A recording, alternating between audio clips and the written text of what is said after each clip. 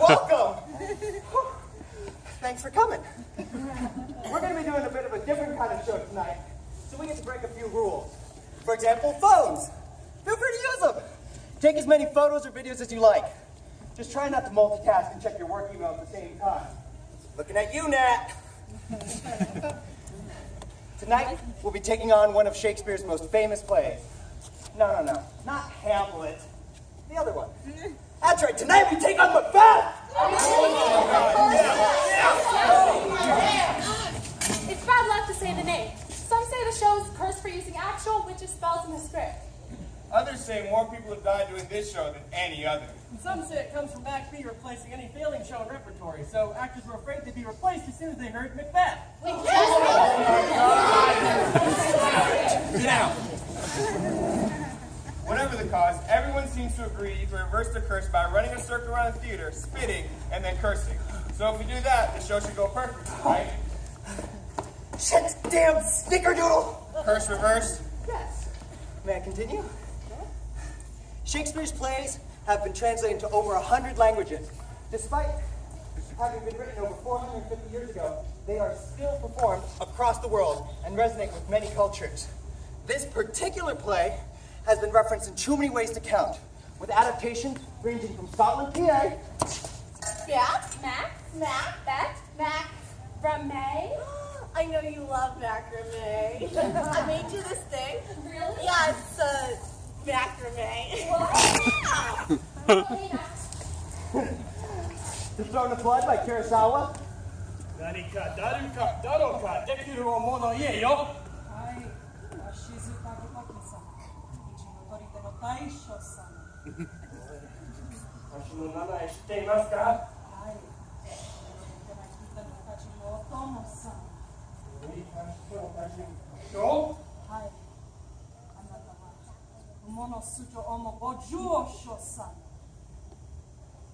And in this case, The Simpsons actually did it second. The Simpsons. Tomorrow! And tomorrow! And tomorrow! Out! Out, brief candle! It is a tale told by an idiot, full of sound and fury, signifying nothing. Oh, me. That was brilliant. Tonight we attempt our own rendition of this tragic play with a touch of humor, a little bit of combat, and some study of language. It would help if you know the play, though. So first, here's the plot and a performance poem written by Martin Jago. 3 witches on a heath encounter Bragg, Macbeth, and Banquo.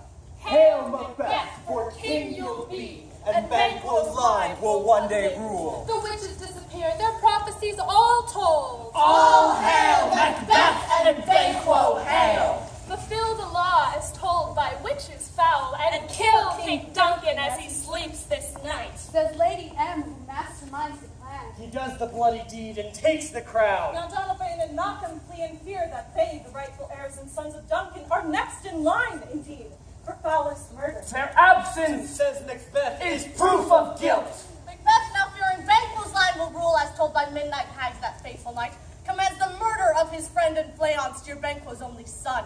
But Fleance flees and Banquo's throat is cut, and so survives the witch's prophecy of what's to come. The guilt of blood now acts upon his mind, and at a banquet, Banquo's ghost he sees. The table guests of lords are sent away Both fearful and disturbed by what they've seen. Macbeth seeks out the witches once again. Who tell thee where, Macduff, yet fear no man of woman born, and you will reign till woods of Burnham come to Dunsinane. My rule will last, but first let's kill Macduff. The wise Macduff is gone when murder comes. And kill his wife and kill his children too. With Within the castle walls of Dunsinane, the lady sleepwalks, troubled by her guilt. A doctor and a nurse look on. She speaks of stains upon her hands from bloody acts. Macduff and Malcolm march towards their fate. And from Burnham Wood cut branches from the trees. Young Malcolm tells his men. They'll camouflage our ranks. And so at last to Dunsinane comes Burnham Wood, as in the prophecy. Within the castle walls a scream is heard. The lady of the house, bereft of peace, with troubled mind at last has killed herself. As weapons clash, the ground is soaked with blood. So sword in hand, Macduff confronts Macbeth. No man that born of woman shall harm Macbeth. But I was not a woman born, false king. My birth was made by cut to mother's womb. They fight until Macbeth is slain with sword. And to his rightful heir the crown's restored. So Malcolm's rule With nature does accord.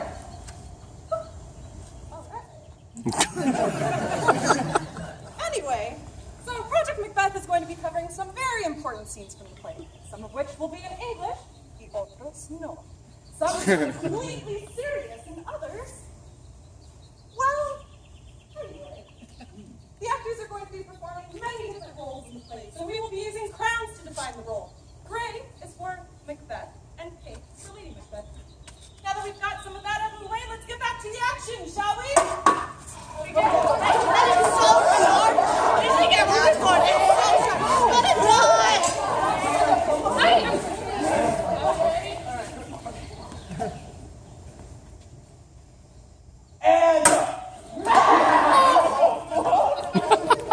Merciless MacDonald, worthy to be a rebel from the Western Isles with forces in great numbers and supply.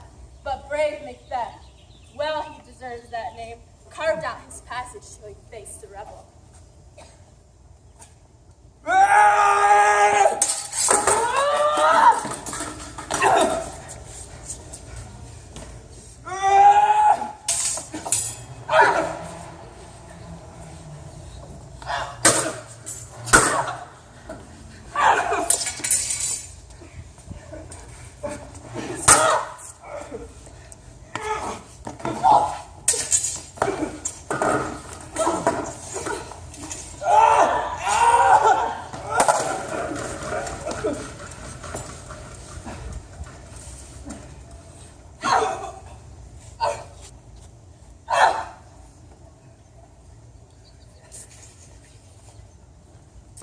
And with his brandished steel unseated him, and fixed his head upon the battlements.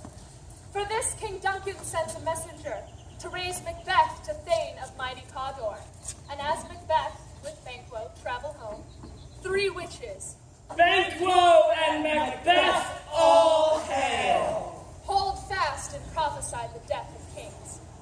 The weird sisters, hand in hand, posters of the sea and land, thus do go about, thrice to thine, and thrice to mine, and thrice again to make up 9 peace. The charms wound up. So foul and fair a day I have not seen. How far is called before us? What of these so withered and so wild in their attires that they look not like the inhabitants of the earth and yet are aught? Live you? Or are you aught that man may question? You seem to understand me by each at once her chappy finger laying upon her skinny lips. You should be women, but your beards forbid me to interpret that you are so. Speak, if you can. What are you? All hail, Macbeth! Hail to thee, Thane of Gloms! All hail, Macbeth! Hail to thee, Thane of Cawdor! All hail, Macbeth, for king you'll be hereafter. Good sir, why do you start and seem to fear things that do sound so fair? In the name of truth, are ye fantastical, or that indeed which outwardly ye show? To me you speak not. If you can look into the seeds of time and say which grain will grow and which will not, speak then to me, who neither beg nor fear your favors nor your hate. Hail! Hail! Hail! lesser than Macbeth and greater. Not so happy, yet much happier. Kings you'll get, though none shall be. So all hail Macbeth and Banquo. Banquo and Macbeth, all hail! You imperfect speakers, tell me more! My father said I know I am the Thane of Glamis, but how is Condor? The Thane of Condor lives, a prosperous gentleman, and to be king stands not within my prospect of belief. Speak, I charge you!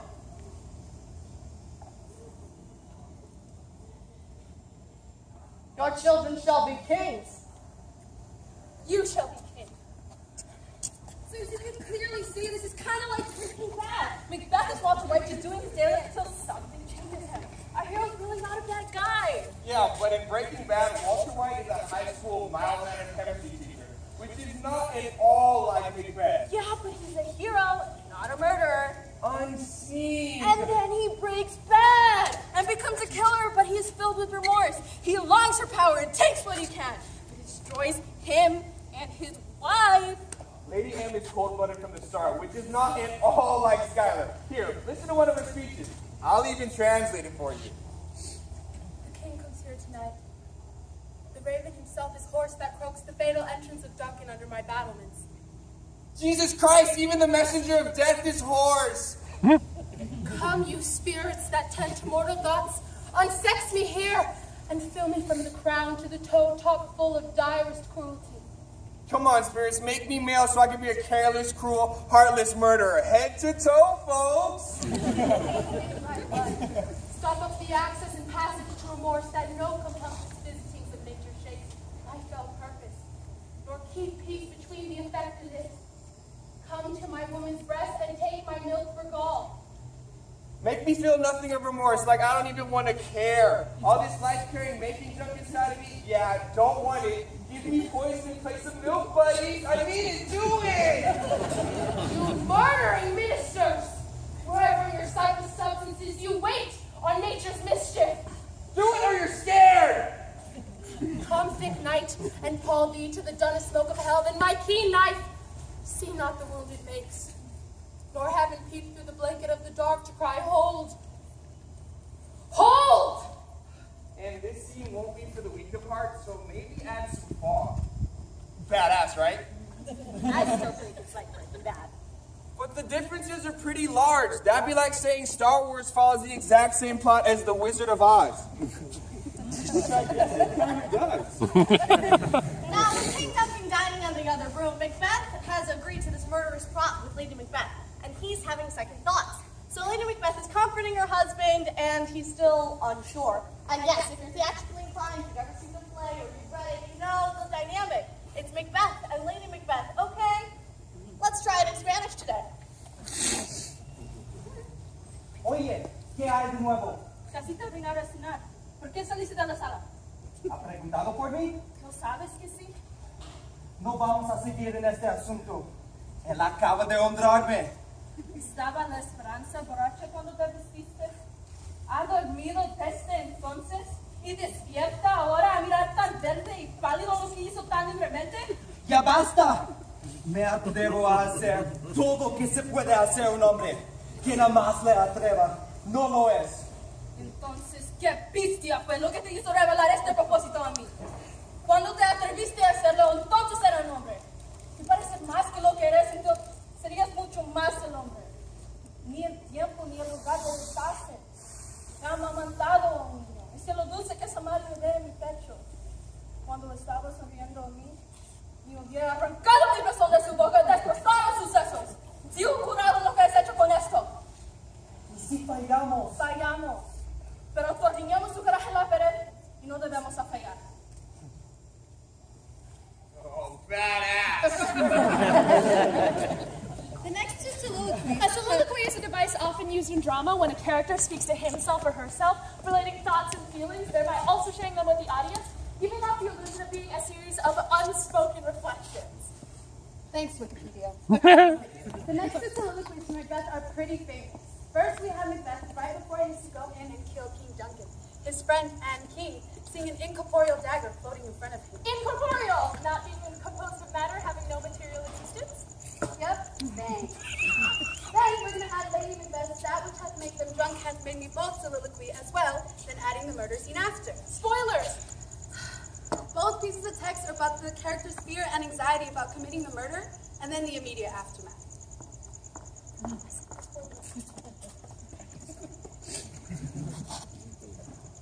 Is this a dagger I see before me? The handle toward my hand? Come, let me clutch thee. I have thee not, yet I see thee still. That which hath made me drunk hath made me holy. What hath quenched them hath given me fire. I see thee still in form as palpable as this which now I draw. Thou marshallst me the way I was going. Such an instrument I was to use. The doors are open, and the surfeited grooms do mock their charge with snores. They have drugged their possums. See thee still. On thy blade and gushing gouts of blood, which was not so before. He is about it. Go. It is done. Thou entice me. Hear it not, Duncan, for it is a knell that summons thee to heaven or to hell. I am afraid they have awaked, and 'tis not done. The attempt and not the deed confounds us. I laid their daggers ready. He could not miss them. Had he not resembled my father as he slept, I had done it. My husband. They have done the deed. Did thou not hear a noise? I heard the owl scream and the crickets cry. Did not you speak? When? Now. As they descended? I. This is a sorry sight. Consider it not so deeply. Methought I heard a voice cry, "Sleep no more. Macbeth hath murdered sleep. The innocent sleep that knits up the raveled sleeve of care, the death of each day's life, balm of hurt minds, sore labor's bath, chief nourisher, life's feast." What do you mean? Still it cried, "Sleep no more. Clarence hath murdered sleep, and therefore Cawdor shall sleep no more. Macbeth shall sleep no more." Was it that thus cried? My worthy Thane, you do unbend your noble strength to think so very simply of things. Go get some water and wash this filthy witness from your hands. Why did you bring the daggers from the place? They must lie there. Go carry them and smear the thick rooms with blood. Oh, go no more. I am afraid to think what I have done. Look on again, I dare not. Infirm of purpose, give me the daggers. The sleeping and the dead are but as pictures. 'Tis the eye of childhood that fears a painted devil. He do bleed. I'll gild the faces of the grooms withal, for it must seem their guilt.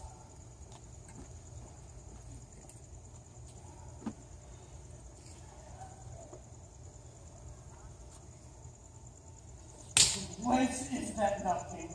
How is with me when every noise appalls me? What ails thee? Pluck out mine eyes. Will all of Neptune's ocean wash this blood from my hands? No, this my hand will rather the multitudinous seas incarnate, making the green one red. My hands are of your color, but I shame to wear a heart so white. I hear a knocking this afternoon. Retire we to our chambers. A little water clears us of this deed. Wait, Duncan, with thy knocking. I would thou couldst. It's not all murder and regret, though, folks. Shakespeare loved to add comedic characters, or as he liked to call them, clowns, to his tragedies. This next scene you're going to watch is the infamous drunken porter at Hell's Gate. You'll notice that the higher class characters speak in a very specific rhythm called iambic pentameter, whereas the lower class characters speak in everyday prose. Was it so late, friend, or you went to bed that you do lie so late? Oh, merry sir, we were carousing till the second cup, and drink, sir, is a great provoker of 3 things. What 3 things did drink especially provoke? This, sir, nose painting, sleep, and urine. Lechery, sir. It provokes and it unprovokes. It provokes the desire, but it takes away the performance. Therefore, much drink may be said to be an with lechery. It makes him, and it mars him. It sets him on, and it takes him off. Stand to. In conclusion, equivocates him in a sleep, and given him the lie, leaves him. I gave you a lie last night. That it did, sir. He very throat on me, but I requited him for his lie, and I think, being too strong for him, yet he took up my leg sometime again. I made a shift and cut there.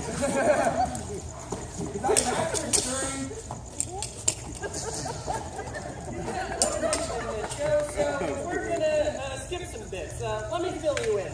Macbeth discovers Duncan's body with Macbeth, who, in feigned rage, kills the two sleeping grooms who were earlier smeared with blood. Macbeth relays this to Duncan's sons, who decide to flee separately to Ireland and England, and this leads others to suspect them in the rightful heirs in the murder of their father. Thus, Macbeth is crowned King of Scotland. Banquo returns to remind us of the prophecy that his line will one day hold the Scottish throne. Thou hast it now, King, Cawdor, Glamis all, and I fear thou plaguest most foully for it. Yet it was said it should not stand in thy posterity, but that myself shall be the root and father of many kings. Exactly. Macbeth is very much aware of this prophecy and hires 3 murderers to kill his former friend and his former friend's friendly son, Fleon. I am one whom the vile buffest blows of the world have so incensed that I am reckless what I do to spite the world. And I another, so weary with disasters, tugged with fortune, that I would set my life on any chance to mend it or be rid on't. 'Tis he, stand to. It will be rain tonight. Let it come down.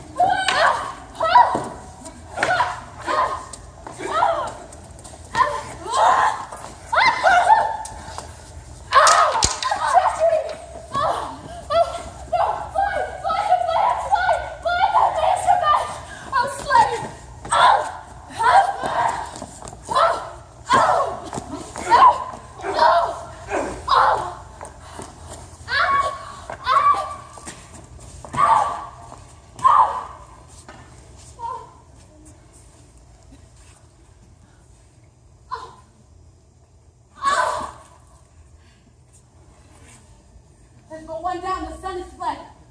We have lost the best half of our affair. Well, let's away and see how much is done.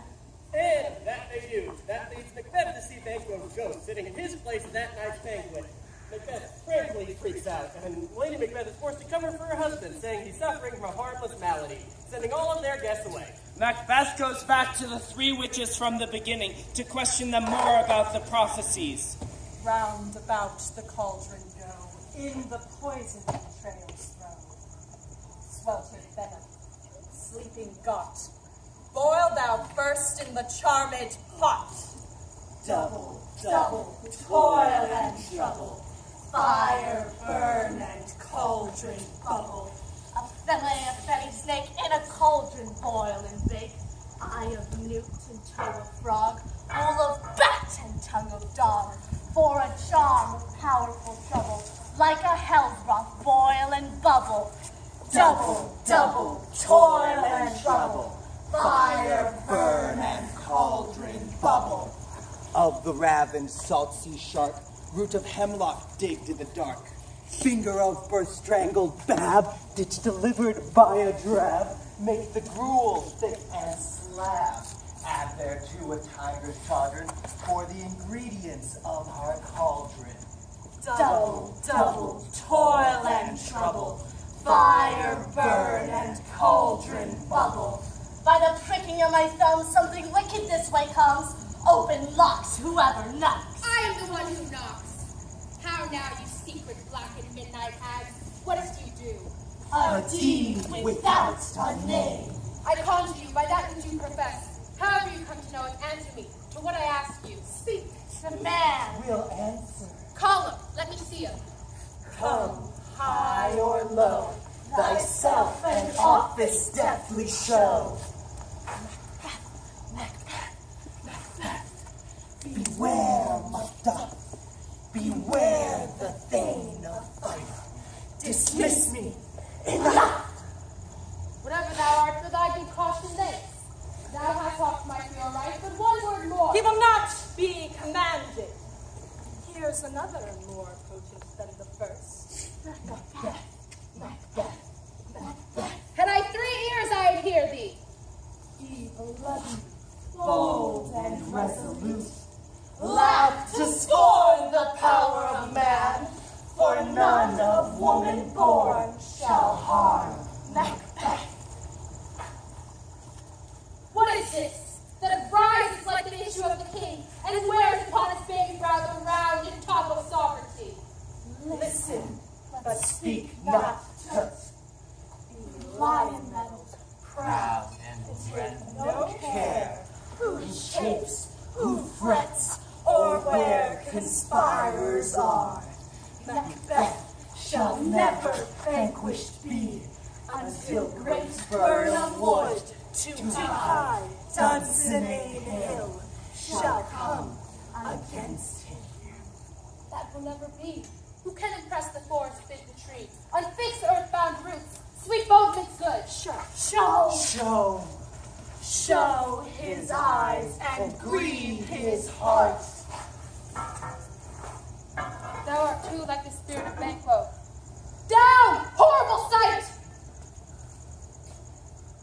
For now I see 'tis true, that the blood-boltered Banquo smiles upon me. Macbeth. Beware, Macduff. None of woman born shall harm Macbeth. Macbeth shall never vanquished be until great Burnham Wood to high Dunsinane Hill shall come against him. Macbeth sends his murderers to kill Macduff and his family. To the castle of Macduff I will surprise, seize upon Fife, give to the edge his wife, his babes, and all unfortunate souls that trace him in his line. Macduff is away, but his wife and child are slain. This will be a problem for Macbeth later. Spoiler! Foreshadowing. Here's a spoiler. Romeo and Juliet? They die! I know! Anyways, back in the castle, Lady M fights a losing battle with the guilt she feels for the numerous murders. Hit. This is the out damn spot part. I have 2 nights watched with you and can perceive no truth in your report. When was it she last walked? His Majesty went into the field. I have seen her rise from her bed, unlock her closet, take forth paper, fold it, write upon it, read it, afterwards seal it, and again return to bed, yet all this while in a most fast sleep. What at any time have you heard her say? That's so which I will not report after her. Oh, you made me, and 'tis most meet you should. Neither to you, nor anyone having no witness to confirm my speech. Well, here she comes. And this is her very goddess, fast asleep. Observe her, stand close.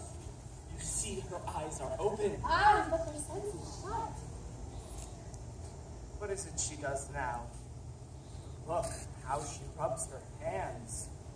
It is an accustomed action of her to seem thus washed in her hands. Hark! She speaks.